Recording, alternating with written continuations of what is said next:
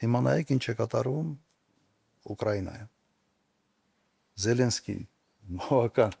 կտրուկ քայլեր է անում այս վերջի օրինակ 2 օր առաջ, 1 շաբաթ առաջ եւ Միացյալ Նահանգները, որոնք այսպես ասենք հիմնական այն երկիրն էր, որոնք այս պատերազմի ժամանակ իրենց միջամտությամբ, իրենց օգնությամբ Ուկրաինան դիմանում էր, հիմա այդ երկիրը այնպիսի հայտարարություններ է անում, որ շատ թանկ եւ ծանր է նստելու Ուկրաինայի վրա։ Եվ ստե ես որոշակի զուգահեռներ տեսնում եմ անպատասխանատվությամբ, սա մեկ եւ երկրորդը ուղղակի մարդիկ չեն հասկանում, թե ինչ են անում եւ ինչ հետևանքներ կարող են ունենալ։ Բայց այդ պահին հայրենասեր երևալու համար անպատասխանատու ղեկավարը կարող է հսկայական հետաքրքիր աշխարհագրություն, հսկայական ռեսուրսներ ունեցող երկիրը ավիրի։ Ընդհանրեն Ուկրաինան կարող էր ասել, որ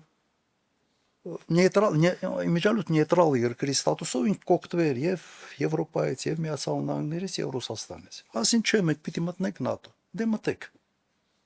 Ինչ ստացա։ Բայց դու ուղղակի արհամարեցիր քո հարևան հսկայական հզոր երկրի անվտանգային շահեր։ Մի երկիր, որը կարող էր այսօր այն ամենից լավ հետաքրքիր բարգավաճող երկրներից մեկը լինել։